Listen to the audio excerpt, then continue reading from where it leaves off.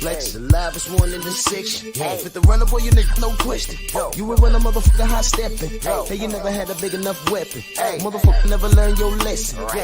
I'm a 88 pack nigga, I'm a 88 pack nigga. I mean, day walker, drink blood, fangs out, full moon, motherfucker, change like a hoe, nigga. I'm just a nigga from the hood, trying to stack a little cheddar for the money.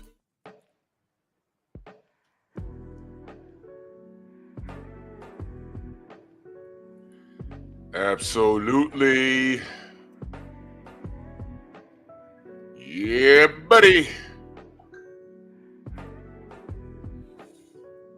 Lightweight.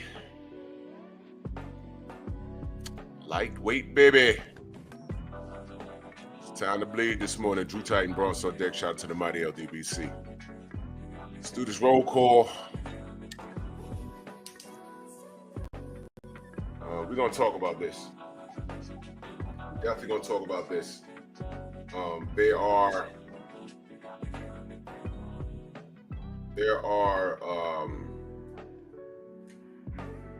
fanatics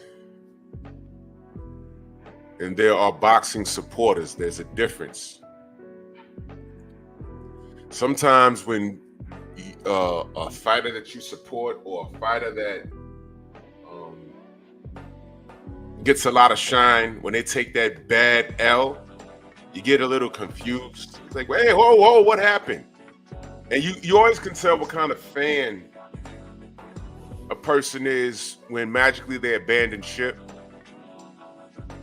You're gonna see what I'm talking about as I have this discussion. Let's do this roll call real quick. Dow Big G McCall, Shaquilla Fields in the building, salute. Todd Swindle, I am Amanda, salute. Mark Harrison, Mr. Shelton, my brother, what's good? Drew Titan. Rick Blackwell, Mind of Mansa Musa, my brother. Rod Neal, MXC, Jose Diaz in the building. Stormy, that was a big reveal. Main Biker, Corey Boyd. Dal Anderson, ES in the building, J-Man. Let me just get to this work, man. If I missed you in the chat, know that I love you. Salute to the supporters, salute to the haters. Pull up a chair and let me give you your content for today. Is she what Drew Titan's talking about this morning? He doesn't know boxing? Why do so many people love him? They need to love me. I'll make a video about him today. This is my response to Drew Titan. He doesn't know boxing. My father didn't love me. Oh. Is it tea time? Is it noon? Did I hear Big Ben? Oh my God. The fanatics. Anyway. Yo, listen, I'm sorry. I can't take you serious when you sound like a character from Harry Potter. I really can't. And pardon my American ignorance, but goddamn. Whole time, dude be going off. I'm just looking for the Harry Potter wand. The kids love Harry Potter. I'm like, yo, he gonna fuck around one day and fly over here on his broom and be like, bippity boppity boop, and turn me into a frog or something.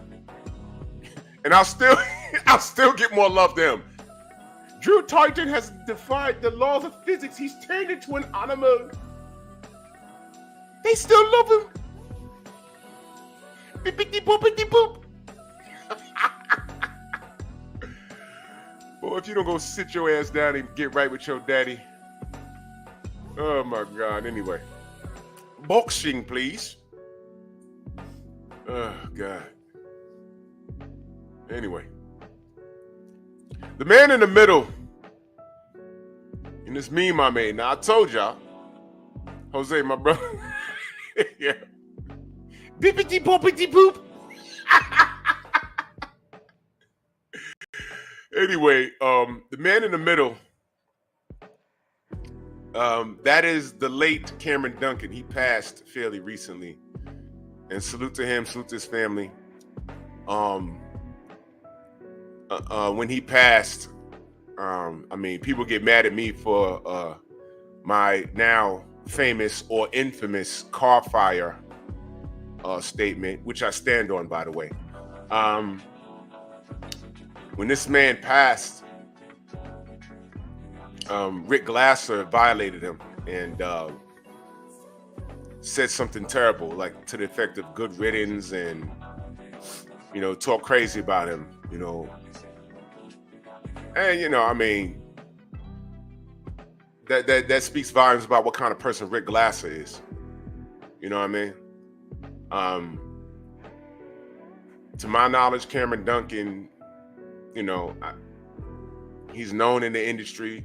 I haven't heard his name in any kind of skullduggery. I wouldn't know. For Rick Glasser to say that, KBG, salute. For Rick Glasser to say that was tasteless. But he's a tasteless man. He's a racist man. But he's married to a bedwench. He's married to a darky. Black woman. Sometimes some of these sisters see a white skin and say, oh, that's a come up. So he's married to a darky bedwench, and he runs around and he talks about the LDBCers and aerosexuals. All of that was cold for the N-word, And he looks like a fat, pale ghost.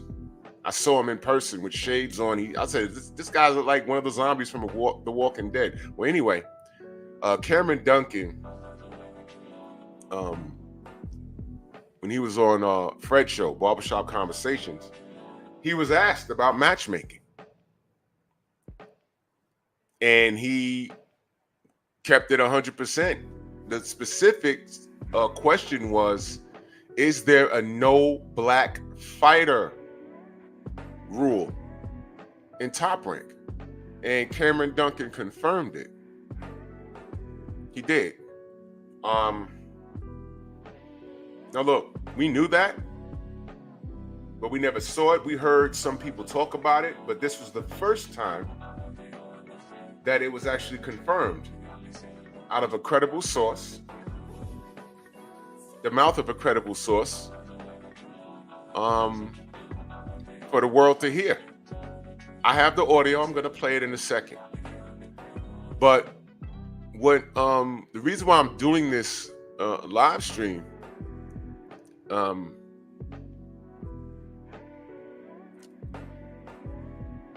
was listening to Champ's side, and he brought to his audience attention, which included me, Bob Arum ripped Jared Anderson for taking the Martin Bacoli fight. I said, wait a minute, what? Let me read you the article. All right, he's talking about his relationship with Turkey Al-Sheikh. 92-year-old, okay. Now listen to this. He said, at least that's what it seemed like after the 92-year-old promotional veteran revealed that the Saudi royal went behind his back to talk to Jared Anderson to make the fight against Martin Bacoli in August on a massive rider season card in Los Angeles. Now stop right there. Was it not Tay Jones that told us before this rider season started? Was it not Tay Jones that told us that Turkey Al-Sheikh doesn't talk to the promoters? He doesn't talk to the managers. He likes to talk to the fighters directly. Did he not tell us that? He told us that. He told us that. He said Turkey likes to talk with the fighters directly. Directly. That's what he said. Now, it says right here in the article, he said he went behind his back. Well, this man has a reputation of doing so. That's what he does. But you know what? You're about to accuse Jared Anderson of being greedy, when in essence, you've been the greedy one for damn near 70 years. Literally 70 years in the sport of boxing.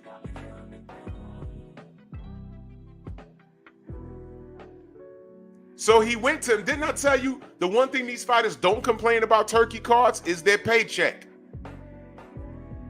Now, what did I also say? I said this. Stormy said this. A couple of other people said this. When this fight was signed, I said, damn, he's doing that? Now, the first thing I said is, maybe Jared has a gear that we don't know about. Because we are boxing supporters over here. Me, Stormy, BF, 78. BF said this was a bad matchup. We said that. You know who didn't say that? The fans that don't know any better. What do I keep telling y'all about American boxing fans? Fanatics. Y'all only know the fighter that you support. Where does Jimmy, what up? Where does a bulk of Jared Anderson's support come from? Ohio. And I get it. But if there are any real boxing supporters in Ohio, they saw this matchup and they got nervous. They said, oh, wait, whoa. This brother right here from Africa, he ain't gonna stand there, bro. All right. So I said either he has another gear that we don't know about, or his team, when I repeat myself, I'll do that for a reason. His team knows something about Bacoli that we don't know. Joe, what's going on? That's what I said. I said, all right, we're going to have to see. And what happened? He got smoked. I said, well, I kind of saw this coming. Dill Spoolie, salute. But let's dial it back for a minute. You remember when I said, I don't understand how this happened. Sugar Hill is his trainer. You know why I pointed that out? I'll tell you. If anybody knew who Martin Bacoli was, it was him. Why? He trains Tyson Fury. He's over there in the UK. He knows about all of those guys over there. Especially Bacoli, because Bacoli was in Fury's camp once upon a time. Bacoli has been in everybody over there, from Joe Joyce to Derek Chisora. Everyone knows who Martin Bacoli was. You know who didn't know who he was? American fans. Which is why I said, you know what? His people, meaning his team, matchmaking, nobody in America or even in Ohio wouldn't have cared if he ducked Martin Bacoli. Because no one knew who he was. No one knew who he was. Just like no one knew who Vernon Forrest was until he whooped Shane Mosley's ass. True story. None of you knew who he was. I knew who he was. Guess who else knew who he was? Oscar De La Hoya knew who he was. Floyd Mayweather Jr. knew who he was. Everybody at 147 that was fighting on TV somewhere knew who he was. He had an identical record to Shane Mosley. It's just that Shane Mosley had a machine behind him. There's always somebody either lateral to you or in the rankings. Do not think that these guys that you support, do not think for 1 second that they don't know who's in their division. They know. And by the time that monster moves up the rankings, they either abandon ship, they retire, or they move up. And they don't say anything. Which is why I tell y'all, Canelo knows, he knew who who Benavidez was for at least 8 years. He knew him. Now there's no getting around it, and he told you what was up. I'm not fighting that guy. And y'all are cool with it. He is his own matchmaker. Canelo is very educated. And he said, that guy right there, Benavidez, I'm not doing that. He has to look very bad in his next fight for me to do that. Which is why he tried to sneak up and snatch the belt from Bivol. Because Bivol didn't look good in this fight before Canelo. But the joke was on him. Which is why he tried to sneak up to fight Badu Jack at cruiserweight. But Badu said, nah, I'm not draining myself 17 to 18 pounds to fight you for my belt. Go fight Benavidez. You see what I mean? So getting back to Jared Anderson. You understand? Getting back to Jared Anderson. If he didn't know who Bacoli was, and he spoke to Turkey, and Turkey said, yo, look, man, I don't know how much Jared made. I'm not in these guys' pockets like that. But for him to take that bag, it was substantial. Now, the reason why I don't care is because I don't have no stock in Jared Anderson anyway. I don't trust the kid. The kid said he wanted to get out the sport by the time he's 27, something like that. Y'all remember that? So he's not in it for a long time. He's in it for a short time. He wants to make his bag and get out the game. Okay, fine. I'm not going to put my stock in you as the next great American heavyweight champion. That's cool. Get in, get out. Fine, man. Get it. If you could touch a few million to where you're comfortable, you can take care of your family and everything else, fine, get out, bro. But the next great American heavyweight champion, no, I'm not doing that. No. Stupid butts. I'm cool. And the fact that you said that, and then badmouth, brother Deontay and all that, I really don't deal with the kid. So I said, let's see how this Bacoli match plays out. Now, I thought, being that he had Sugar Hill there, and y'all know how I feel about Sugar Hill, I said, for him to have taken this fight, they gotta know something that we don't know. And looking at the outcome, no. But how could this be? When Sugar Hill, listen, when Turkey went to Jared Anderson and said, yo, I got Bacoli for you. Was Jared drunk driving while he was talking to, was he outrunning the police when he was talking to Turkey? Yeah, just give me that fight. I'm gonna need that. Can you forward it to my account? I'm about to get pulled over.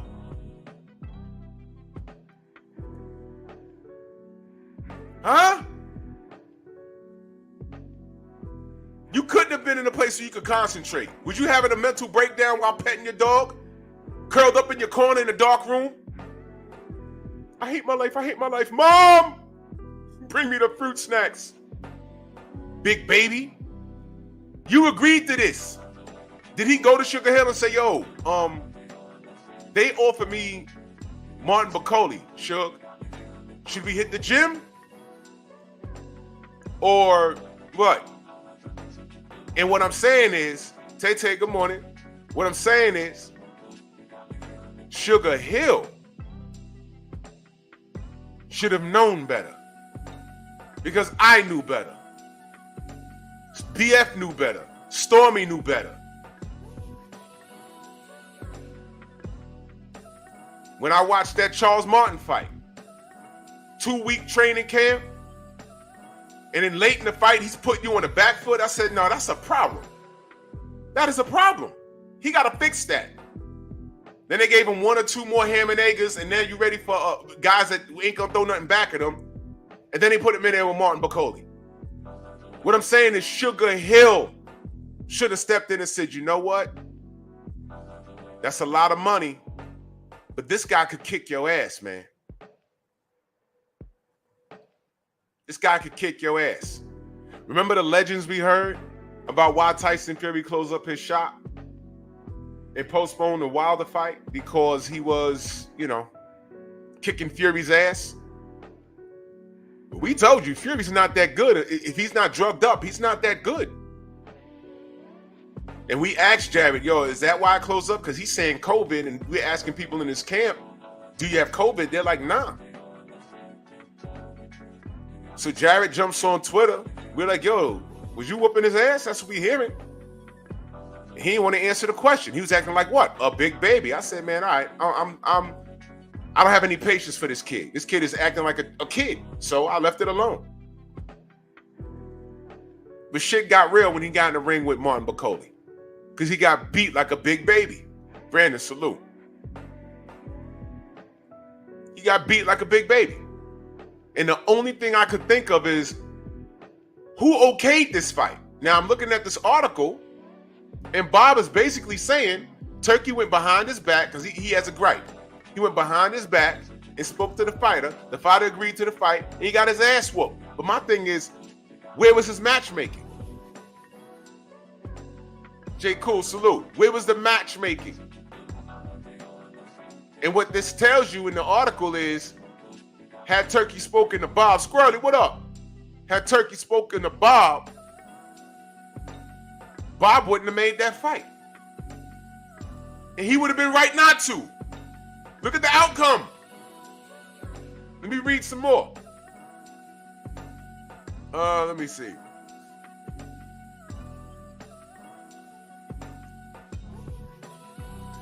He says right here, and I quote, this is what Bob says. This is amazing.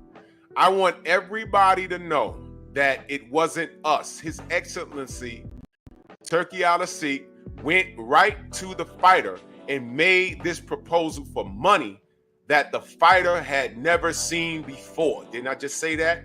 And picked as his opponent Bacoli, who is a tenacious puncher. Didn't I say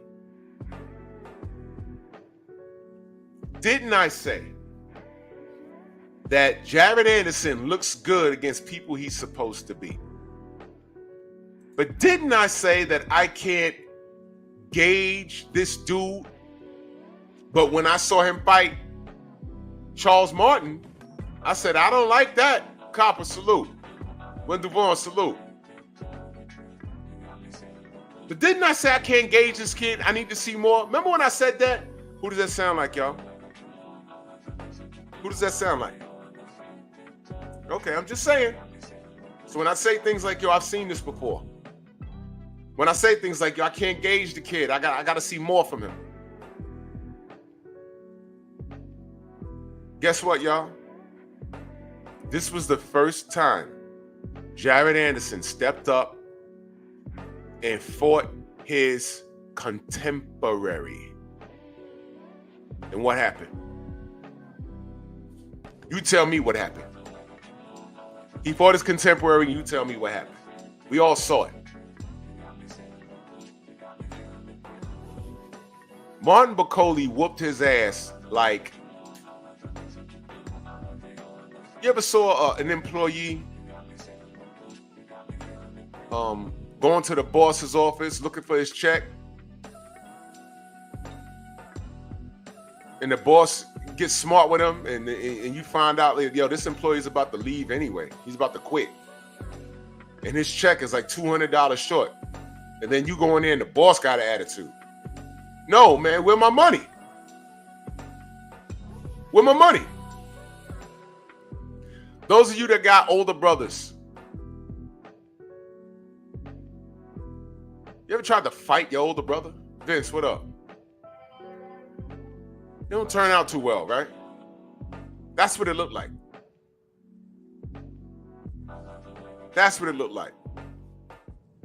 Stupid butts. So all of that clowning online and face making you was doing online, I haven't seen it since, by the way. I haven't seen it since. I haven't seen no jokes, no trolling, no face making. He had a lot to say when Joseph Parker beat Deontay. That's where this came from. Stupid butts. I was like, wow. Why the malice? Coming from a 23-year-old, 24-year-old that wants to retire in the next 3 years. That wasn't even for a belt, man. G. McCall, salute. It wasn't even for a belt. And he got smacked around that ring like a pinball. Wow. But Bob Arum is saying, yo, that wasn't us. Because you know what he's saying to you? If Turkey went to me, I wouldn't make that fight. Because Bob knew what I knew, what Stormy knew, what BFTB knew, what 78 knew, and everyone else that knows boxing, we knew that that was a bad matchup. We knew that.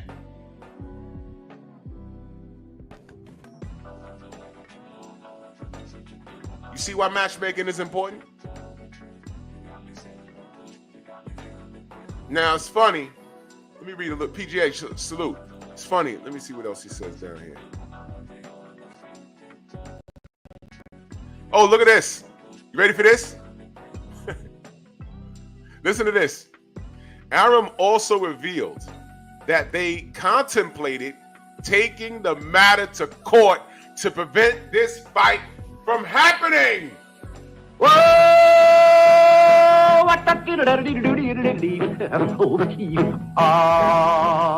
What? Taking it to court. Watch this, though. He says, but explain that his company doesn't do such things. Oh, yeah, Bob, don't act like you're not familiar with court. How do you contemplate taking it to court? But then you say, on second thought, my company doesn't do such things. Stop it. You've sued people and you've gotten sued. You've been to court by way of the FBI raiding your place of business where you admitted to fixing fights. Bob, stop it. I know who you are. We know who you are. But the court thing, you contemplated going to court? Ain't that a sucker move nowadays, right? That's a sucker move nowadays, right? Right. Despite making money from the fight, by allowing it to happen, Arum claimed it was the stupidest fight Jarrett could have taken. Oh, wow. Meanwhile, since this news came to light, Jarrett, the real Big Baby Anderson, he calls himself the real Big Baby now, has shared his take on the matter. Let's see what the grown adolescent had to say. From the very first bell, Bacauley came out swinging, blah, blah, blah, blah, blah, blah, blah, blah. He says, I made some mistakes I've been making. I made some mistakes I've been making. English, lad. Anyway, he says you win some, you lose some. Hats off to him. I lost. He was strong as ish.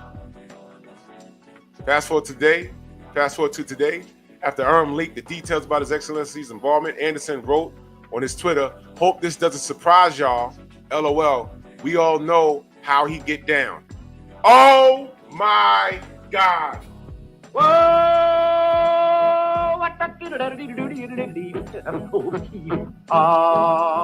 What? Wait a minute, Big Baby. What? Wait a minute, Big Baby. What? I hope this doesn't surprise y'all. LOL, we all know how he get down. Wait a minute. Carlos, yeah, Bob Arum's a lawyer by trade. I mean, Shabazz, salute. King Bonnie, salute.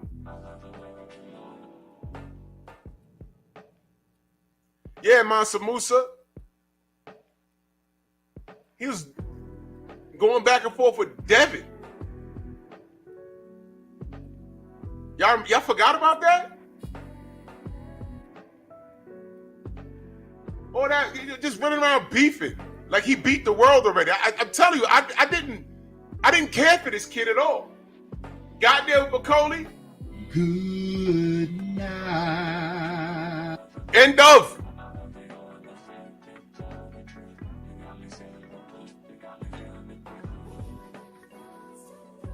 Yeah, Shabazz, that's the exact point. That's the exact point. And I said that before you pulled up, if you rewind it a bit. I said this direction that Jarrett took, Turkey threw a bag at him. This is basically what Bob Arum is saying. Tay D, salute. Turkey threw a bag at him because Shabazz, in the article, because you just pulled up, Bob is mad that Turkey went behind his back. That's the word he used. Behind his back and talked to the fighter. And I said, what Tay Jones explained to all of us was, Turkey talks to the fighters directly. He don't talk to their promoters. He went to Jarrett, threw a bag at him. I got Martin Bacoli for you. He said, I'll take it. He got his ass whooped. And now Bob is saying, that wasn't us. That wasn't us. My only thing was, he had Sugar Hill in his camp. And if he told Sugar Hill, I need you to train me up for Martin Bacoli, Sugar Hill should have known better. But like, yo, bro, you took that? Get that money back. Either take it and we're going to see what happens, or get that bread back, because this guy going to whoop your ass. That's why I was saying, when the fight was signed, does he have a gear that we don't know about? Because I don't see it. And we didn't see it. He got destroyed. And Bob is saying that wasn't us. He's not taking the blame for that. That was him. That was him. Wow. And what I said, Shabazz, before you pulled up, matchmaking, which is what this is about, is everything. As Bob is saying, he also considered going to court. But we don't do such things. Please stop it. Matchmaking is essential in boxing. And I compared, when I said he, the first time that Jarrett fights his contemporary, what happens? And then I said, who does that remind you of? You dig what I'm saying? That's what I'm saying, Shabazz. Who does that remind you of? When I say he fought his contemporary. Now, Jarrett can say, at least I fought my contemporary. I don't think he's smart enough to say that, though. You understand? So the one time he fights his contemporary, look what happened. And I said, who does that remind you of? Because Tank hasn't done that. Well, he fought Frank Martin. But I'm not giving him that. I don't have to give Tank anything. You know why? He said, you look drained. I said, oh, God. And I picked up the phone and I called somebody that was down there. I said, yo, what's going on? And he said, yeah, he did kind of look drained, but we're going to see what happens. I said, well, okay, there it is. So once again, that little monkey went into a fight with an advantage. But I know, it's Frank Martin's fault because he took the fight, right? Y'all can go ahead and say that. It's okay. It's okay. Just remember, Devin was too big. Just remember that. He's at 140. He's too big. He be hydrated. He's super big. But matchmaking. Tank Davis has excellent matchmaking. Tank Davis was well schooled. You go in with A-side advantages. Weight. All kinds of, drug testing if you're a clean fighter, that don't matter. But he's trying to drain cats, axe El Rayo. But he does that, and his fan base don't know any better. They don't know nothing about that. They just want to see him speed bag people. They don't care who it is. Aaron Jordan, salute. How you been? Good to see you. But now Jarrett is saying, y'all know how Bob gets down. No, nigga, you knew how he got down. Floyd left Top Rank almost 25 years ago. You was literally a baby. But you're around all of this stuff. You should know. Why are you on Top Rank? You dudes is prostitutes, man.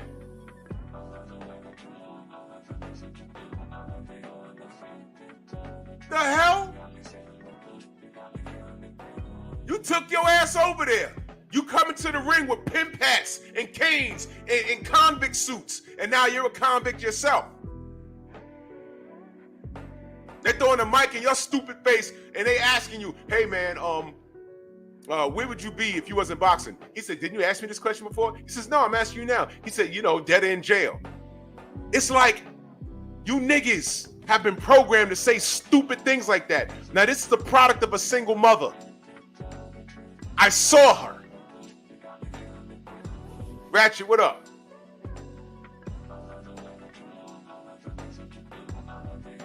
Now, putting aside your dad, a condo, my brother. Putting aside the daddy situation, because I ain't see you hugged up on him after you won you beat Charles Martin, but you was hugged up on her with your security dog like you lost. And I said, there's something wrong with this kid. And then salute to Nick J, the Queens of the Ring. She said, no, that he has a security dog because he has mental issues. I didn't know that. I said, he won. Why is he crying on her in his mother's bosom? Whatever.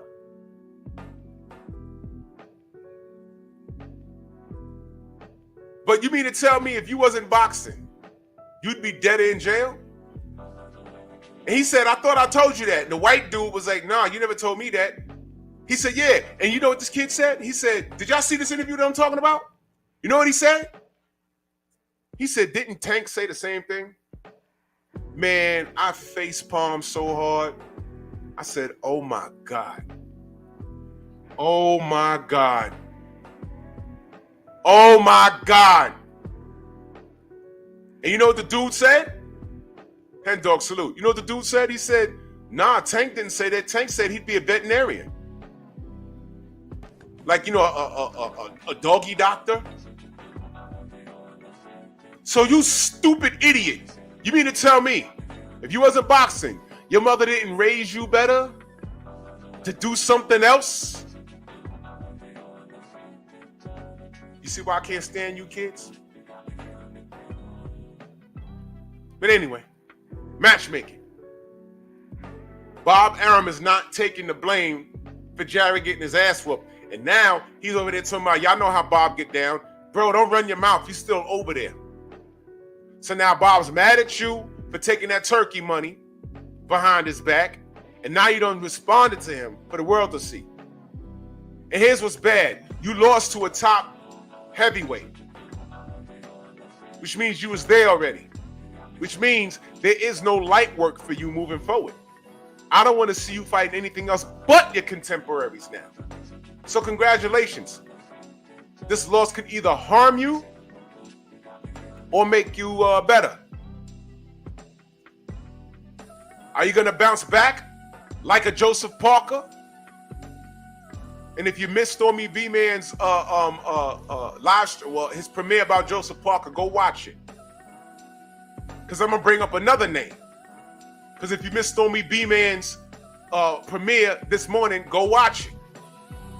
Are you going to rebound like a champion does? A champion mentality? With a champion mentality like a Joseph Parker? Are you going to rebound? Or are you going to be Chris Colbert?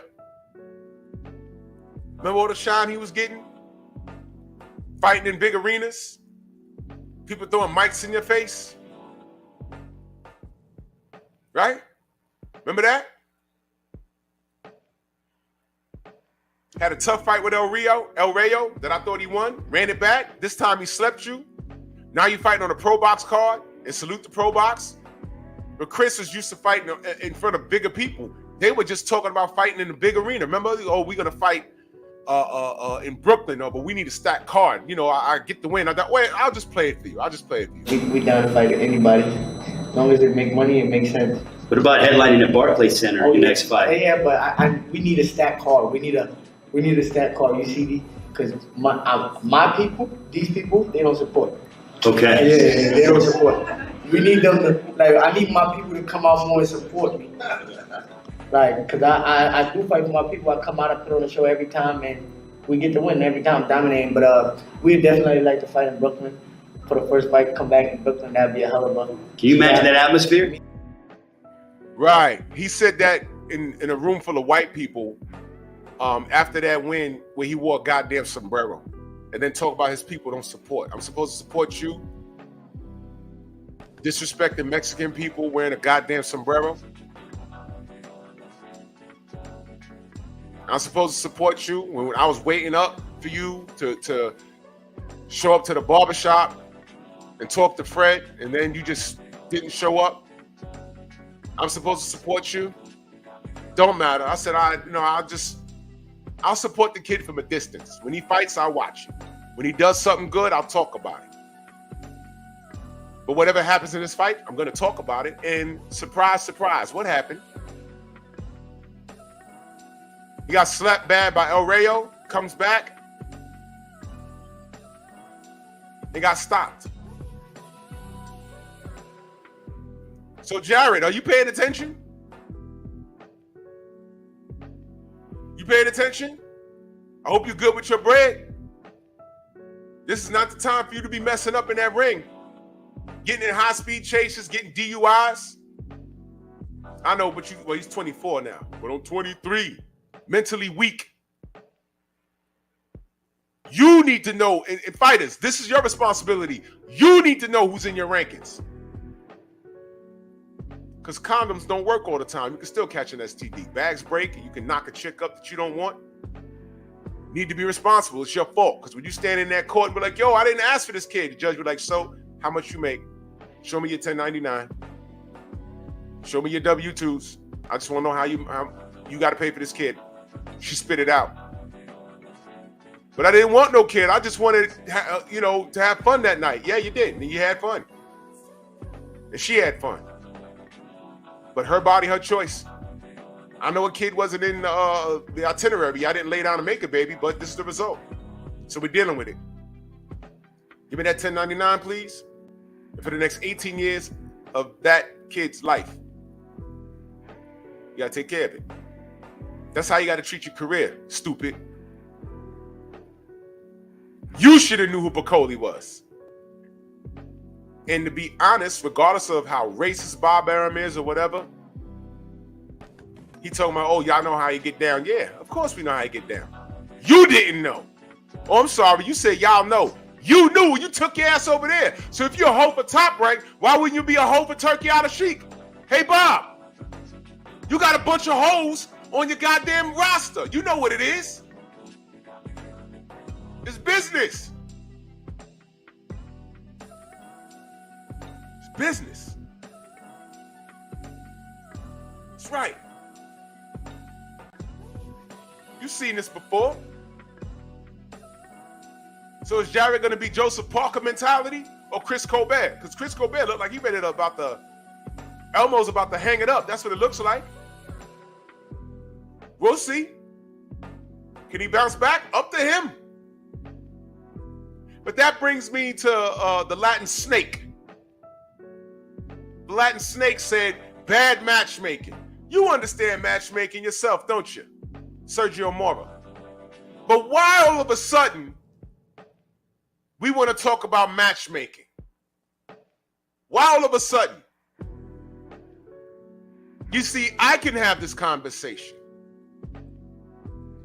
But now he's saying, now you notice people are saying things out loud. You know when he said it? After Tim Kazoo got his knot rocked.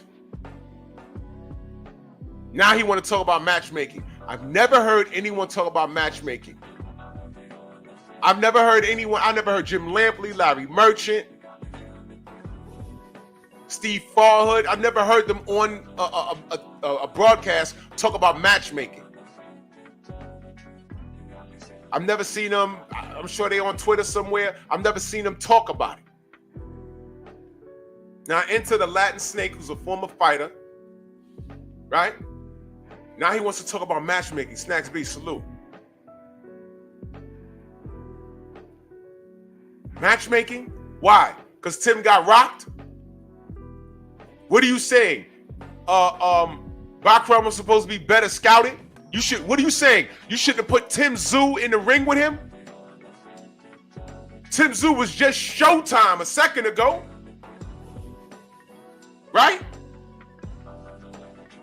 Now you want to talk about matchmaking? Let me give you the translation. Matchmaking, you know what that really means, y'all? If you have a fighter that is raking in dollars, you need to protect your investment. If this guy has a sick fan base, if this guy has a country behind him, you notice that? What did I always ask y'all? Why is it that when it's a black fighter, a black American fighter going up against someone from some other country, and don't let it be a third world country, what do they always say? Oh, that guy has a country behind him. Like, yo, so what? Their country, the average income for a wealthy person over there is like $30 a week. The pay-per-view's over there 13 cents. I don't care. The black fighter never has the luxury of saying, I have America behind me. Because if you're fighting someone like Manny Pacquiao, he has a country behind him. If you're fighting a Mexican, they got a country behind him. Lambro, salute. You see what I mean? We don't have that luxury. We've been trained. We don't ask that question. Why don't we have the luxury of saying we have America behind us? We're the greatest country in the world, right? Why? Because normally black fighters are the villains. Normally. And when we don't act like Floyd, we still get the Floyd treatment. Andre Ward was the total opposite of Floyd, and they spoke about him just as grimy. Fans spoke about him crazy, and his co-workers on HBO spoke about him crazy. They talked up Golovkin. They talked up them Klitschko's. When he decided to fight Kovalev, they didn't talk good about him either. And he shared a booth with them, do color commentating. We don't have that luxury. Just Spark, my brother. We don't have that luxury, right? But yet Jared took his ass over the top rank. HBO doesn't exist because of what they tried to do with these Europeans. They killed themselves. So now the Latin snake wants to say, oh, well, you know, matchmaking. Guess what? It wasn't bad matchmaking. Let me ask y'all a question. Was Roy Jones Jr. versus Antonio Tarver bad matchmaking? Or was it just time? Oh, God, y'all know where I'm going. It's time. When I say that, what am I talking about? Just put the name in there. It's time. It's time. That was an ongoing joke a couple of years ago, wasn't it? Stands true today. It's time. Right? I think it's time. Who said that to who? Y'all remember? Or were y'all here? Some of y'all might be new. I know some people watching, ghost watching in the back. What's he talking about? That's what I tell y'all. Some of y'all new cats, y'all can't just come in here and say any old thing. I don't react. Just say, thank you, Chiquilla. I don't just react off of emotion. For those of you that don't know, that term, it's time, that comes from Floyd Mayweather threatening Tank Davis with a Loma fight. We're talking about 4 years ago. It's time. Jim Diamond, salute. And we said, whoa, what the hell is that? We were confused. We're like, what did he just threaten him with Loma? Did he just do that? And then we started backtracking. Wait a minute. Loma been on his bumper. Loma been on his bumper. Shamar, what up? Loma been on his bumper talking greasy and post fights and everything. I think he's best on Twitter. Remember that? Remember we was like, yo, Tank, go punch this dude in the face. Never happened. When Floyd was asked, what about a Loma fight? It's time for us to move right now. We're not going to dodge it, but Loma, he's kind of old. He got to fight now. He'll be 40 before you know it. Tank is going to make 7, 8, 9-figure paydays. Remember that? And I'm like, okay, I'm happy that the young brother's making money, but I'm not on the payroll. I want to see the best fight the best. And I would like to see this young brother, Tank Davis, punch Loma in the face, because you know what was after that? The Salido fight that they tried to make us believe didn't happen. Y'all don't believe me? Yeah, this is to you new Tank fans that just found my channel. This is what I was standing against. How do you get the 14 after 2 and don't acknowledge it? For those of you new Tank fans that don't know, Lomachenko lost his second pro fight to Orlando Salido and didn't run it back. And his fans were saying he don't need to run it back. He was winning second half of the fight and he was suffering from low blow. I said, I don't care. BoxRec says he lost. Go get it back. He never ran it back. You know who did run it with him? Mikey Garcia. Mikey Garcia had to beat Orlando Salido. Am I wrong on that? Mikey Garcia actually walked up on Lomachenko. That fight never happened either. Just some random food for thought. Gotta understand, I didn't always hate Tank. I was focused on Tank way before Devin caught heat. This was like 3 years before that. Tank wasn't giving us what we wanted as a boxing community for a long time, but he was getting a pass. I said, man, I'm not going to tell this brother to run and fight him when he ain't running back with Salido. I was saying shit like that. Tell that white boy to go run it back with the Mexican that whooped his ass. We ain't got to tell that brother to do anything. I was saying that. Mikey Garcia pressed Loma. Nothing.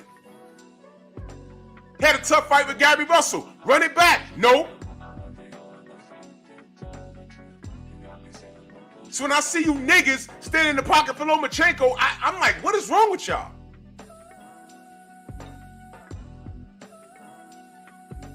And then I'm looking at Tank's behavior. Now, oh yeah, now you want Lomachenko. He's 104 years old now you want him. He says, no, I do what I want. I'm Lomachenko. Money don't move me. He sunned you.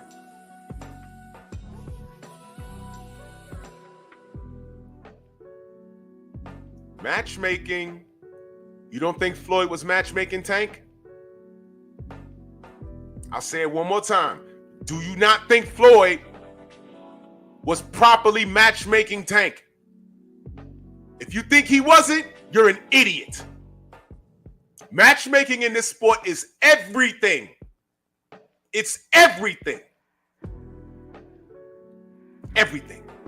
So now the Latin Snake, perfect name by the way, the Latin Snake is blaming bad matchmaking. Henry, what up?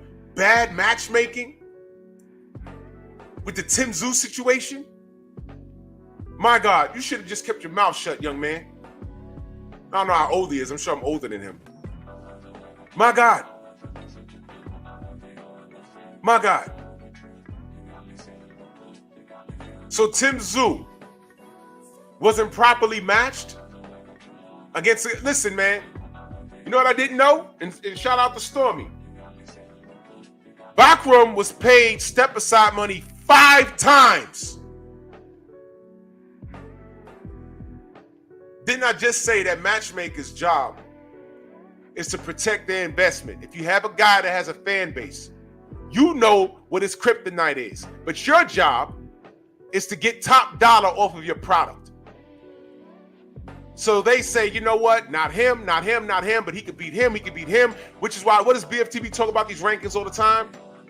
Where a guy that you like somehow fought a guy in another sanctioning body that was ranked like 30th. It's like, how the fuck did he get here? But he fought and knocked dude out, and that's all the fan base who operate off of like 80%, 85, 90% ignorance. We don't ask these questions, but we give you the real over here. We give you the real. I told y'all years ago, I said there's a reason why Manny Pacquiao's not fighting Floyd Mayweather. The excuses were wild. Y'all remember when Bob Arum said, I have the event's gonna be so big, I have to build a new stadium in Vegas to hold the people. You remember that? I said, wait a minute, now he gotta build a whole new stadium? What is this? He was protecting his investments, and he did it for 5 years. Manny gave you everybody but Floyd. And the one thing he made, the big mistake he made was making him fight Marquez 4 times. That was the biggest mistake. You beat him, you fought to a draw, you beat him the second time, which I disagree with, and the third time, definitely, I thought Marquez won. And I said, you know what? He needs to never fight this guy again. And he let him do it. That was horrible. That was horrible. But if you go through Manny Pacquiao's career, once he became a top-ranked fighter, there was a few things that he didn't do that I would have liked to have seen. But we ain't gonna be on that, because I was here for all of it. I wasn't doing content at the time, but I was like, what? He could have did this, he could have did that, he didn't do it. But whatever. Matchmaking. And thank you, Jose. Turkey talked to Tank straight up and said, I got $50 million for you to fight Devin Haney, your rival. And Tank didn't take it, y'all. That's the pipe bomb right there. I said, yo, they can't say anything. $50 million? Huh? $50 million, y'all. We're not talking about percentages off a door or, you know, we're not talking about that. Turkey said, I got $50 million for you straight up to fight your rival. And Tank said no. You know why? Because Tank knows better. Matchmaking, if he learned something from Floyd, it was that. What do you think Cal was talking about when he told the brother Marco, why would we take that fight in reference to Shakur? And he said something so revealing. He's not going to stand there and let us do what we do. I said, well, that's boxing, man. You have to create a style to stop what he does. But y'all didn't hear that though, right? So no Lomachenko 5 years ago. No Shakur now. No Devin Haney for $50 million. And y'all want to sit here and tell me about Tank. And y'all want to ask me why I don't like the kid. Now that's boxing. Because no one can explain that to me. You could create a lie in your head and try and bullshit me. It's not going to work. I keep it simple here. When I talk about all that movement at 135, Tio was getting belts. Kambosos beat Tio for belts. Devin Haney became undisputed. With WBC and the WBA against him, he became undisputed. I'm sorry, the WBO. He became undisputed. All of that movement. And Shakur got a belt right now. And Tank was there the whole time. You can't tell me anything. Matchmaking. Coach Cal is a genius. You know why he's a genius? Because Tank is getting all this praise and he ain't do shit. That's genius. That's genius. And he has a fan base that doesn't care who he knocks out. It could literally be Ronald McDonald. They wouldn't care. He could fight Logan Paul. They'll take it. They don't care. When you have an ignorant fan base, you can maximize your dollar. That was Manny Pacquiao. That's Tank Davis. And there's been a few fighters like that. You just want to capture a fan base to make the most money you can and get out the game. Jared was looking for that fan base. It never materialized. And now you got to get down and lay down, young man. I need to see how he looks in this next fight. Are you going to take it serious? You're going to stop smiling and laughing and joking? It's not funny no more. Now, Arum done spoke out against you, and now you clap back at Bob Arum, the Bob father. He's already pissed at you for taking Turkey's money. Now he's double pissed at you for going behind his back. And now he done shit on you. And now you're going to say, oh, you know how you get down? Yo, bro, you got to get down and lay down. This is boxing, Brody.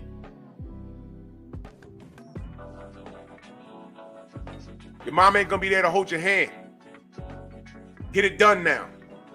Or hang it up at 27 like you said you was. Now, are you going to be Joseph Parker or Chris Colbert? We'll see. You ain't hear me saying he's done. That's another thing you fair weather fans do. As soon as they have a knockout loss. Oh, he's done. He's not done. It's boxing, stupid. Watch this. Martin Bacoli got stopped by Michael Hunter. Did y'all say he was done? I'm going to tell you something else. You look up the Michael Hunter versus Bacoli fight. Look at Bacoli's body in that fight and look at his body in the Jared Anderson fight. He was more vascular in the Hunter fight. He was about 15 pounds heavier against Jared Anderson. And he kicked his ass. Something to think about. But we're talking about matchmaking, right? I asked y'all, was Roy Jones Jr. versus Antonio Tarver a bad matchup? I didn't think so. It's just that Tony was better. That's it. There was a big stink about Darius Michalczewski, who's on the Hall of Fame ballot this year.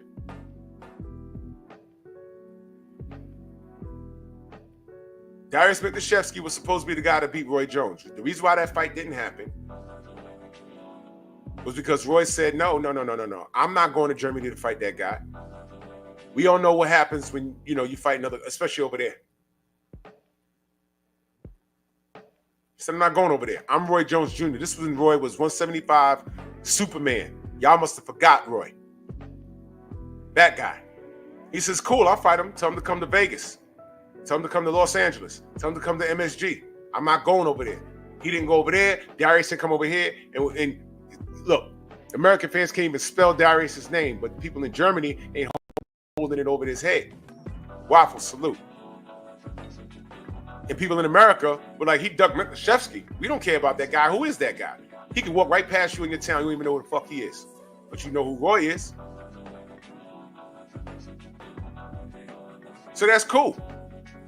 But Roy knew better than to go over there. And that was a good move. But a lot of people say, man, that guy had a style that might have been able to do something with Roy. We'll never know. You got to Google Darius Michalczewski if you could spell his name. Because how it's spelled is not how it sounds. It's weird. So now the Latin Snake wants to talk about what happened with Tim Tszyu as a result of bad matchmaking. Backroom was paid step-aside money 5 times, which means everybody knew who this dude was. Remember when I said Black Gun Owners Magazine, salute, Pete, what up? Remember when I said that you shouldn't trust the Vegas odds all the time? Remember when I said that? The only reason why they rock with Tszyu is because of the body of work that they watched him do prior. And they feel, hey, man, he fought Sebastian Fundora that you see in the picture back there. I'm going to talk about him in a second. He fought Sebastian Fundora, and now, it was an accidental cut. And he'd have whooped his ass.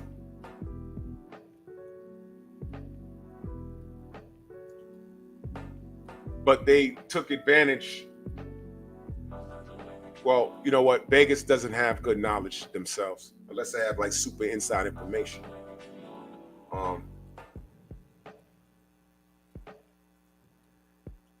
They weren't well schooled on backroom. They didn't know. Young Abel, salute. Steve Elder Max, salute. They didn't know about the 5 times he was paid to step aside. Of course, there was business.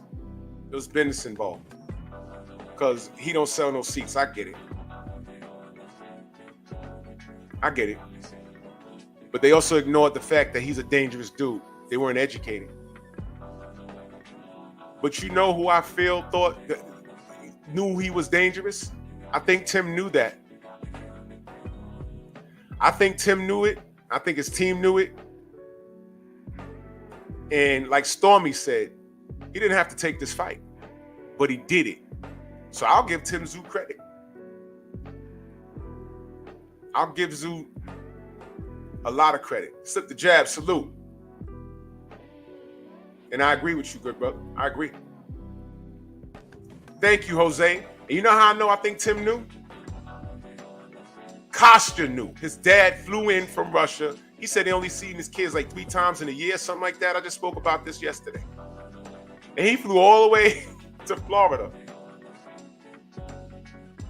to watch a potential public lynching, and that's just what happened. It was a public execution. He said, no, I got to go support my son. This is dangerous. Because they knew who this dude was. But Tim, right? Now listen, y'all. I'm about to give him some credit. Tim was trying to be what? A fighter. But you know what? We, as a collective, not me, when I say we, I'm talking about the people in boxing. We're not educated on most things, which is why this is labeled an upset. But you know what? If you watch the sport, you know it wasn't an upset.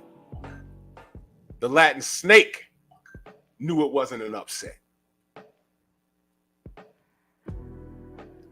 That's why he's talking about matchmaking out loud. Now it's going to be a thing now, y'all. I hope y'all know that. We've been talking about matchmaking forever. But now that he said it, is that a good matchup? Is that a good matchup? Is that a good matchup? Okay, cool. I promise you, some of y'all on y'all channels, y'all better not bring up matchmaking. Not ever. Don't do it. Do not do it. Because if you bring up matchmaking and you have a favorite fighter, you already know where I'm going to go. Now you want to talk about matchmaking. Because matchmaking might be why your favorite fighter is undefeated. It might be. Let's not act like matchmaking is not a part of this game. Matchmaking. Right. So the Latin Snake wants to talk, oh, that was bad matchmaking. My brother Clarence McClain, Bronx on deck. No ducks on. My brother. For life. That's my brother right there.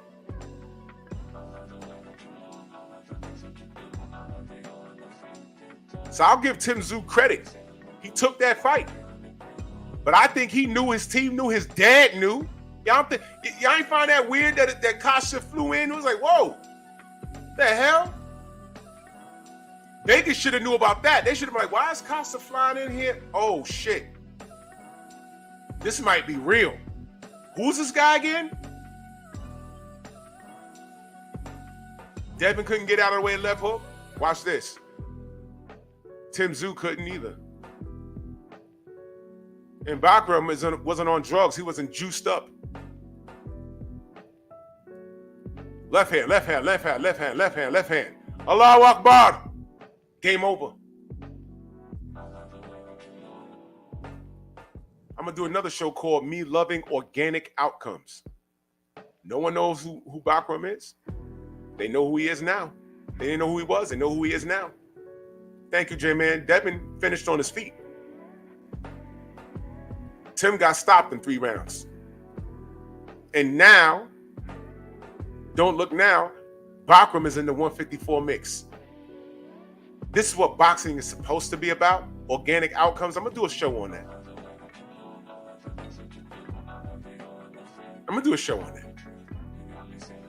But salute to Tim, because I think he understood the element of danger.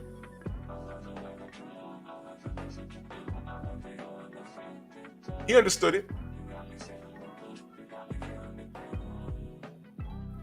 Sebastian Fundora. He could have told his team, yo, look, this blood's getting in my eye. Let's preserve my title. Let's do that. I'm not like hurt, but this blood is in my way, man. I'm going to lose the title. I can't see. And Sebastian decided to fight from the outside that fight. If he continues to do that, that's dangerous.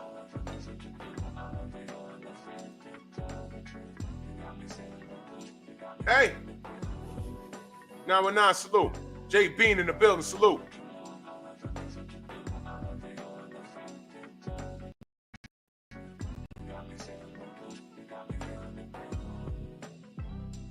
Yeah, Jay Beam, you know what's crazy? I don't see a lot of people saying that he need to run it back. Ain't that strange? Because of the fashion in which he lost. Ain't no one talking about Big Baby run it back, get it back in blood. No one's talking because it was so one-sided. Same thing with Tim. And you know what? I think Tim is smart enough. Yeah, I want the rematch, but not right now.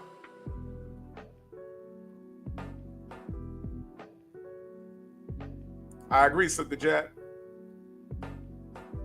But salute to Tim Tszyu for understanding the danger.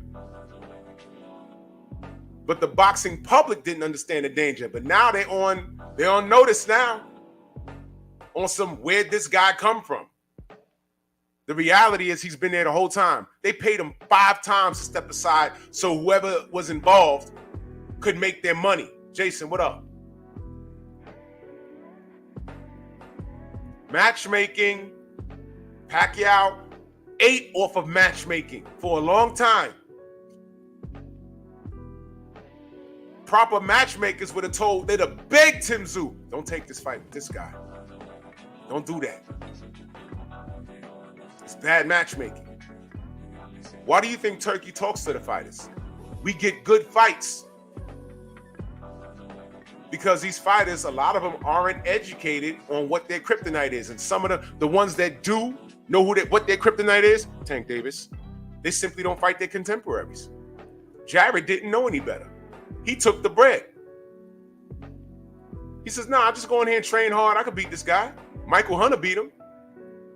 But I'm saying Sugar Hill should have stepped in and said, no. You're not Michael Hunter, man.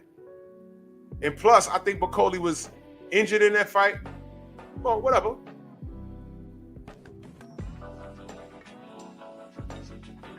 Somebody was supposed to step in and save this kid from himself. Maybe you got to move away from what's more important, getting that Turkey payday or preserving your record so you're marketable down the road. You see, this kid is not well schooled in the game.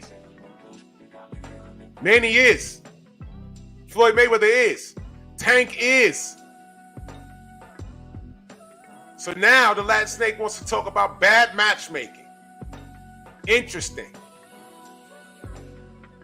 It could have been just a good fight at 154 and Backroom is just an animal. You said it was bad matchmaking. So what are you saying? Tim shouldn't have took the fight? So what do we do? Do we call Tim a fucking idiot? Or give him props for fighting a guy that was ducked 5 times? Where do we draw the line? Sergio? Because Bob called Jared Anderson stupid. Bad matchmaking? Jamel Charlo versus Canelo.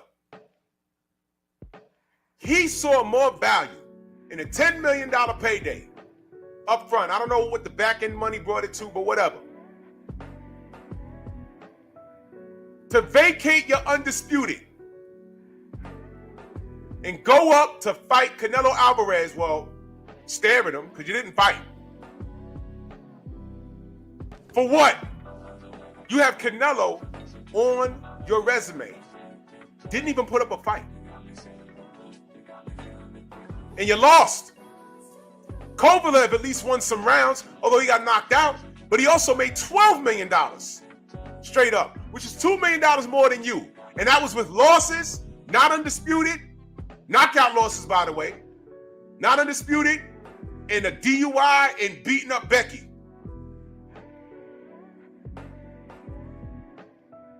You got $10 million straight up just to get in the ring and stare at him. Somebody told you to do that? And thanks to you, now Canelo has a Charlo on his resume. Thank you. Sebastian Fundora. He loses to Brian Mendoza by knockout. He sat up like the Undertaker, looked at the ref and said, I ain't getting up. By the way, no one told him to retire. No one told him to run that back. Ain't that funny? No one told him to run it back. Now, how the hell does he get knocked out by Brian Mendoza? Mendoza fights Tszyu. Tszyu beats him. And then he ends up in the ring. He ends up in the ring with Tim Tszyu. And then wins the belt.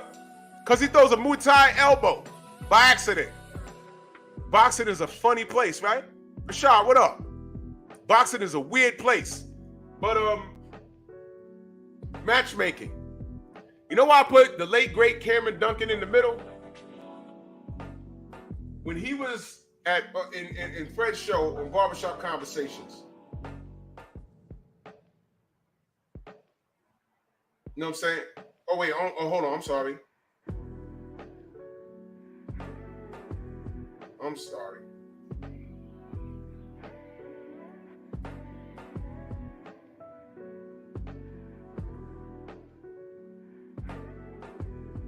My bad.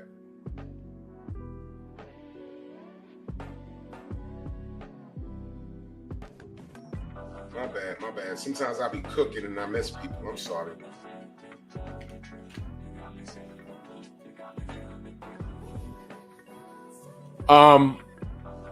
Cameron Duncan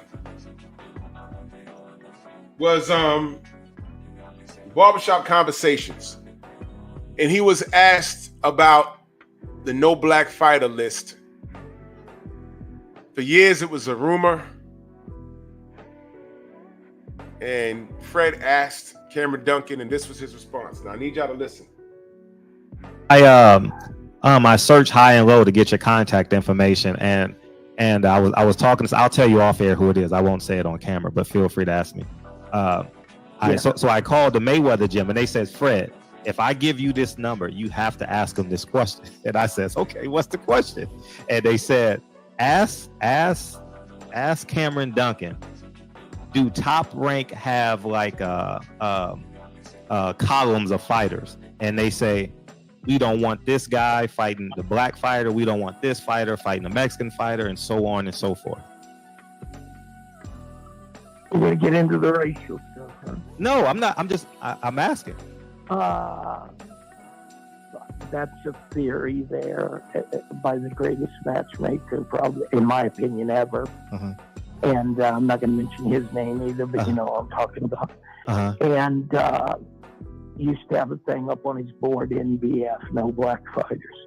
And when I was taught to bring up a fighter, you know, and again, it's just, he used to say to me, you can go anywhere in the country, and I'm going to leave it at this. I don't want to go into a long discussion because people are people in God's eyes, and we're all the same.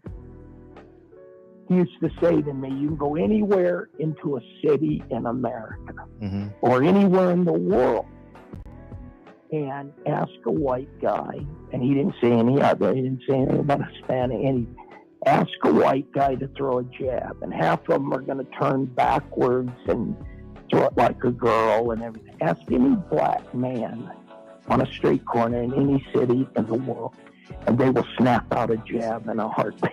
And I used to laugh. He said, they're just more physically gifted. And he said, and so they have speed, and better to stay away from them. See that? Nothing personal. So I said, okay. And I've lived by that. And, you know, I don't want to sound like some weird guy, but, you know, you're trying to be safe with your guys. And so, yeah, there is a thing about that, you know, but not in a bad way, in a very respectful way, you know, to be careful. So that's all. How does that impact boxing? How does that, like the best fighting the best? See that? You know, like the fans versus the business of boxing. Well, they're not. That's when you're starting out and everything. Okay.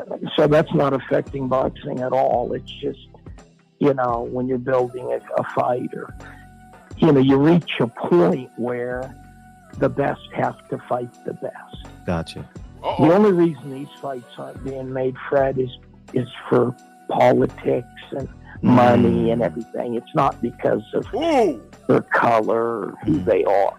Believe me, they want to fight each other, and they want to make money, and you know, so those fights will happen, and it has nothing to do with race or anything else. It has to do with everybody getting along and making these fights happen, and you know, you gotta get along, and you gotta make the fights happen. And right now, there's fights that I know we'd all like to see, and it has nothing to do with anything as people. It just has to do with one promoter says, I need this much, I want that much, and manager, trainer, everybody wants to make a certain amount of money, and people are turning the fights down. They're not happening. Yeah, and now bad.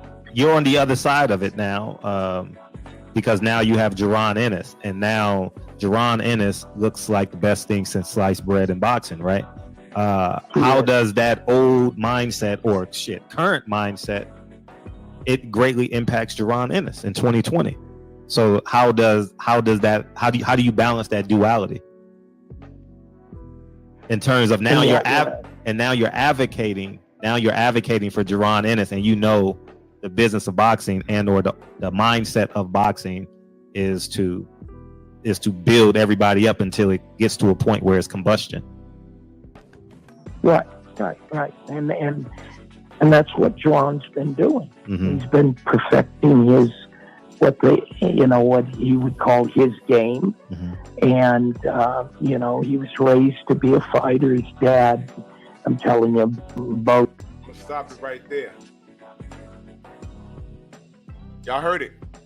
That's the man right there in the middle. He passed fairly recently, Cameron Duncan. And salute to him for keeping it a buck with us. So Cameron Duncan told us about matchmaking a while ago. That was in 2019. That was before COVID.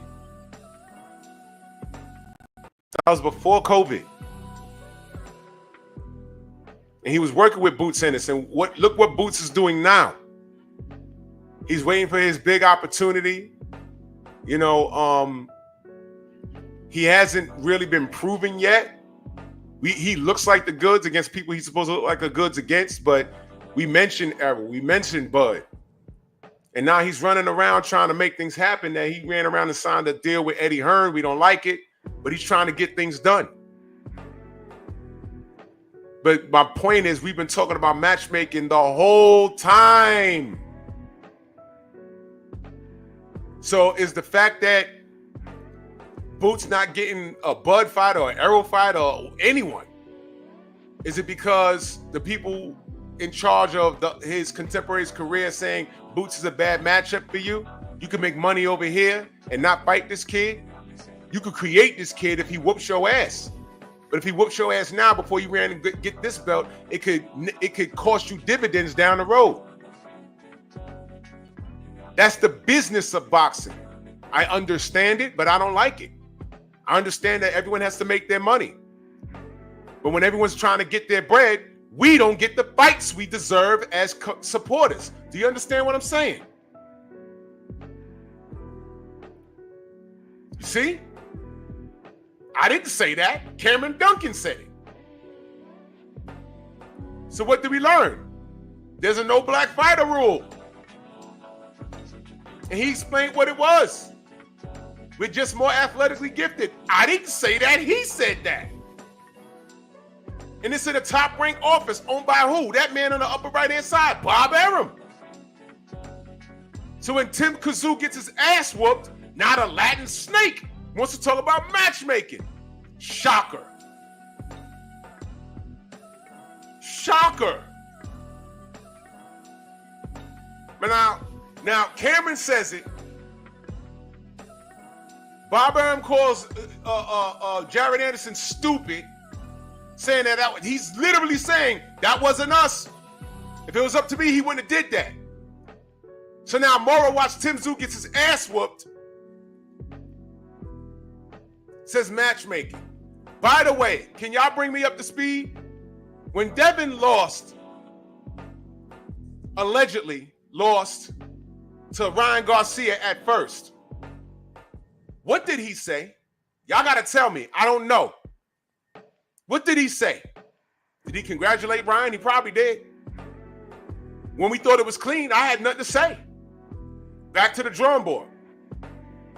Minor setback to a major comeback. And then we found out he cheated. Take the L. We took the L. Your man cheated.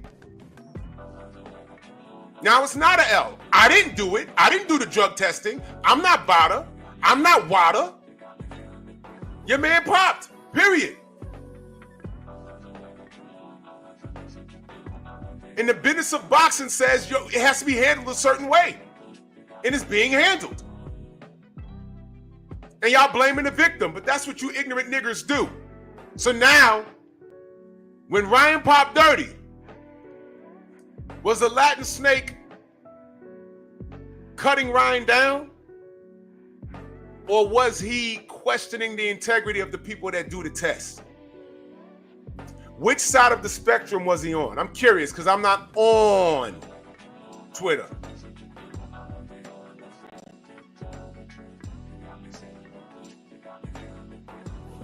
What did he say?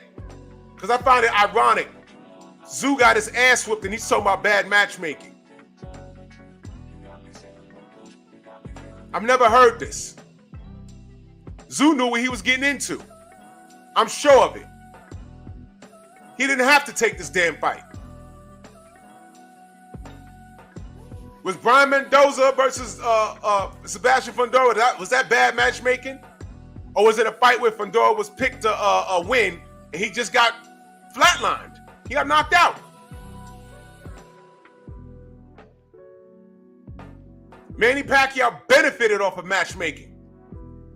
Majority of his career, I ain't gonna go there, bro. I know too much.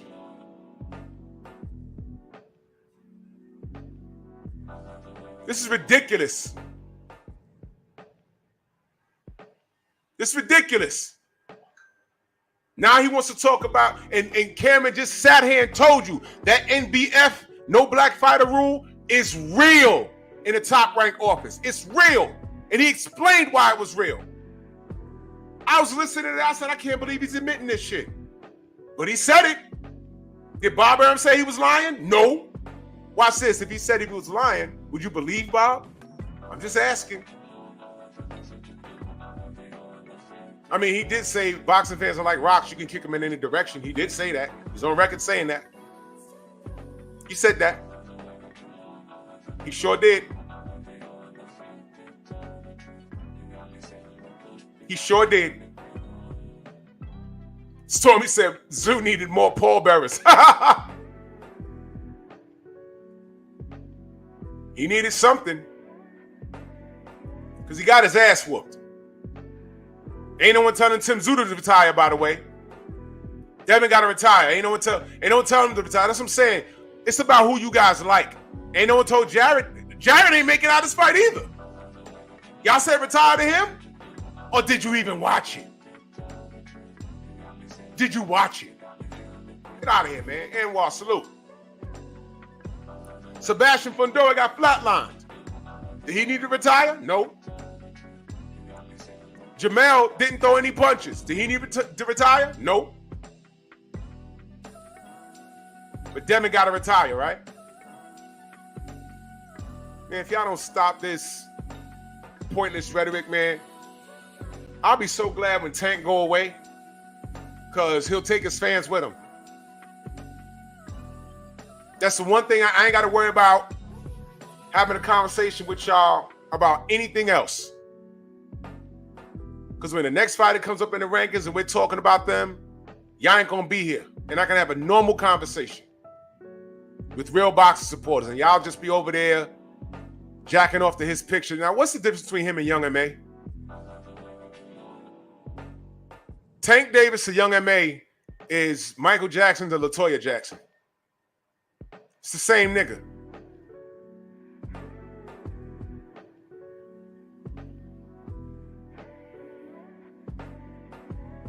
Fuck out of here.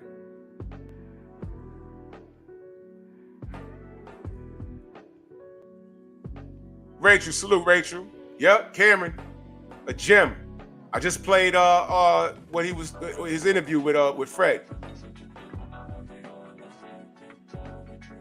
Yep. He told us about matchmaking years ago.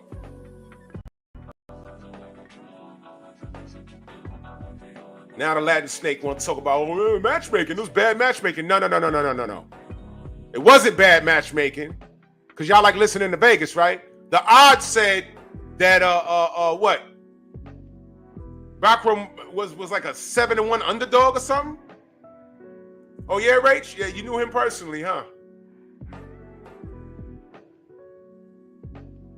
If you bet on Backroom, you came up. I don't know what it was. If you put 100 on Backroom, you probably run like $2,000. This wasn't matchmaking. Stop talking about matchmaking now, Snake. Ridiculous. Making excuses for this dude. Roy Jones Jr. versus Antonio Tarver wasn't a matchmaking situation. Stop the nonsense. Salute to the real OG, the original God, Mr. Martin, that Cash App. Salute to you, good brother. Much love and appreciation. Salute to my brother Paul Carrick Sr. in that Cash App. Salute to you, man. He said he watched Pep Talk replay. Great work, man. I'm on the job. If y'all missed Pep Talk from Monday, go watch it. I'm doing Pep Talk tonight. We got issues in this community, man. It's something different. What's this?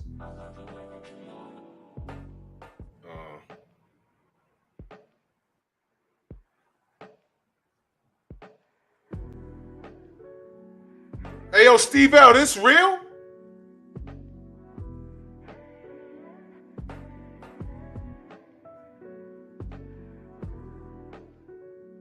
Yo, Steve L, this real? What you just sent me?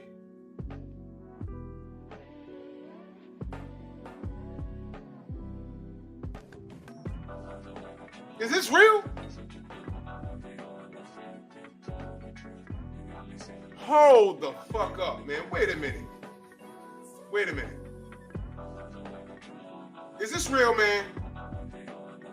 Before I jump out the window, is this real, man?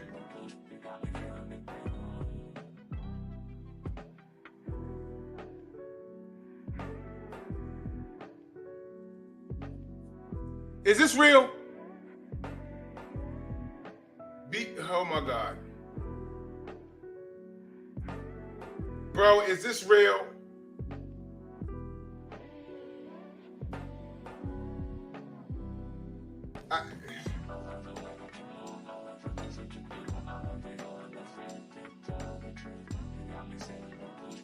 I am going to tell y'all what I'm looking at right now, bro. I need, do me a favor. Wait a minute.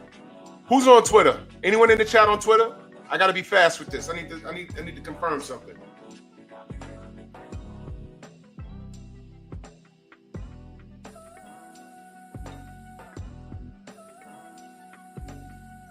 Who's on Twitter?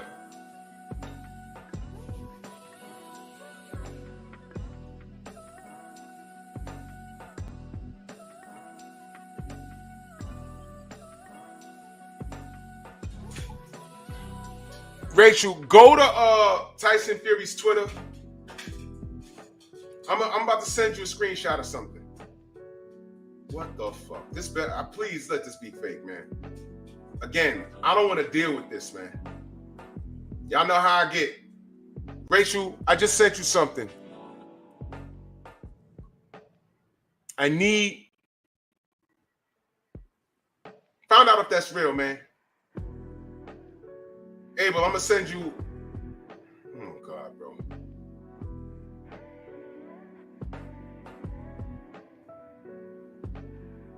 Hold up a minute. Hendog, go to Tyson Fury's Twitter real quick, man. From yesterday, and tell me what you see.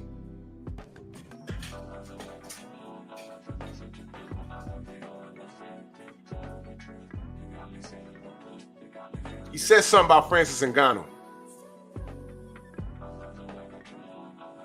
Oh my God, bro. This can't be real, bro. Please. Please. I don't want to deal with this shit, man. God, man.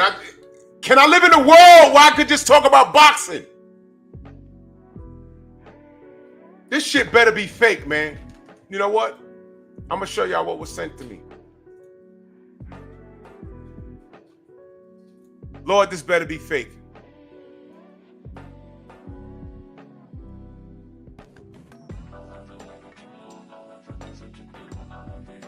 God damn it, this better be fake, bro. Shauna, salute. Bro, I'm gonna put this on the screen. This shit better be fake, man.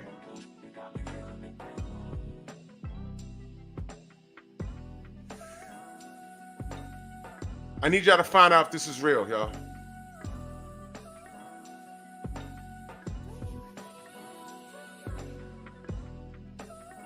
This gotta be fake. That gotta be fake. That absolutely has to be fake. So I'm not gonna jump off the bridge.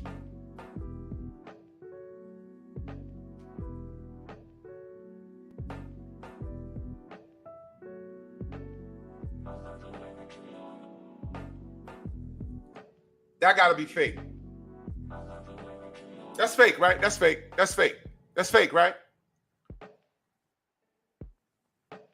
I know, Jose. That's what I'm asking. That's why I'm not, I'm not jumping out the window or nothing like that. That gotta be fake. That's fake. That's fake. This has to be. That's fake. That's fake. That's fake. It has to be fake. All right, cool. Cool.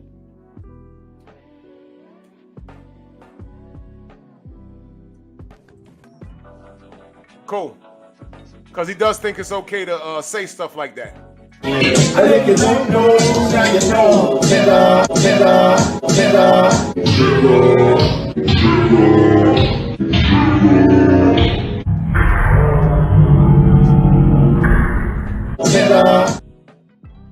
right, cool. So it wasn't real. Thank God. I don't know why people play like that. Abel said it's not fake. Just find out if it's fake or not, please. Abel, it's real?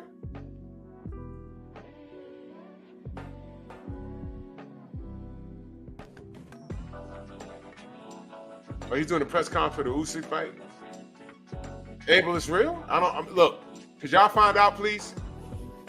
This is why I'm not on Twitter. Because I'd get thrown off in a day. Because I have no filter, bro. That's why I'm telling y'all right now, I'm working on my Patreon. I'm going to say a lot over there. Because like I said, I'm doing this Tank video. And I'm providing receipts on his fan base. Weirdest fan base. Every time. The Manny Pacquiao fan base, I said, it ain't going to get no worse than this. And it did. The Floyd Mayweather fan base, I said, it ain't going to get no worse than this. It did. Anthony Joshua weird ass fans. I said it can't get no worse than this. It did. Tank Davis fans.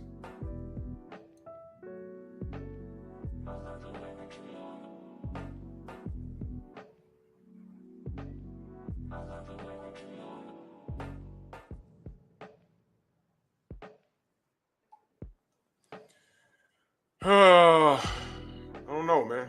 So whatever. We're going to find out. We're going to find out. I hope it's fake. I hope that's somebody just dragging him. And if they're going to drag him, just drag him. He deserves to get lied on and everything. Because he's a liar himself. Darius said, tweet and delete like Tank. Yo, listen. I don't know, man. I don't know.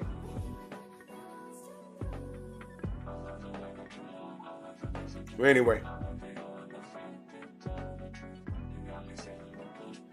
anyway, shout out to Cameron Duncan, the late great Cameron Duncan, and thank you for that information he left. I will forever hold on to it. He proved my point. Back in the South, my brother, salute. Shower, salute. I didn't properly greet my sisters. Salute, Shower, my bad. I want all of y'all not to be bamboozled by the sucker play. There's certain things that we use, there's certain lingo that we use in boxing now, thanks to boxers. 20 years ago, we wasn't using the term A-side in boxing. That wasn't lingo we used. Now we use it all the time. You weren't using the terms weight drained. Because that wasn't really a topic that we spoke on years ago. Now it's a major thing. Weight bully. Now it's a major thing. You understand?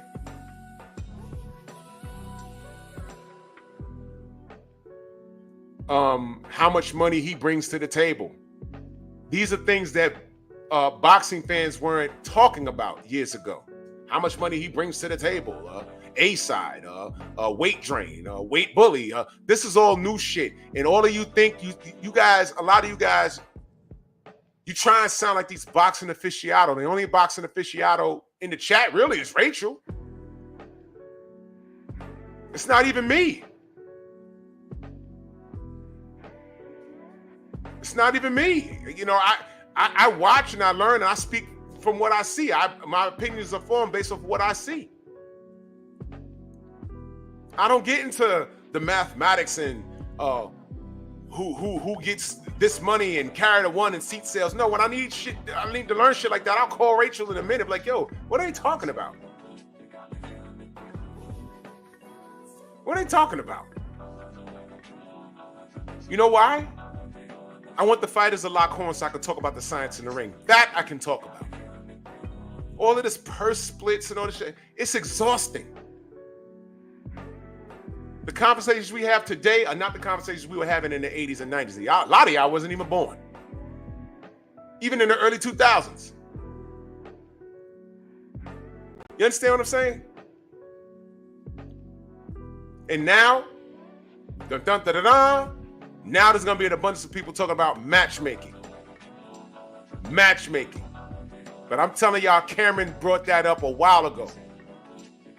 He said two things to Fred. There is a no black fighter board in the Top Rank office, and he explained why. He said black people are more athletic, and you can go to anywhere in the country, in the world, and ask a white man to throw a jab, and they'll flail like a little girl. He said that. I didn't say that. He said that. So if you have a guy on the Top Rank roster, and he's ranked number 35, but they're champion, or the guy that's in the top 5 they're about to pave the way to get him that WBO title strap. They say, okay, this guy fights out of West Bubblefuck country, and the fan base is great, and they got good communities here in America. We can market this guy. But you see Stevie Johnson down there? You make sure when he moves up the ranks, keep him away from our guy. Because we have a 5-year plan for this guy. We want to generate at least $500 million from this guy. We're talking about t-shirts, hats, appearances, books, easy fights where he can have highlight reel knockouts. And by the time Stevie Johnson comes up in the ranks and he's his mandatory, we're going to take him and move him up to the next weight class. And we're not going to put their names in the same sentence. And the only people putting their names in the same sentence will be who? Us. Us. We're going to be like, whoa. Why is it even a division? Stevie Smoking Johnson is coming up.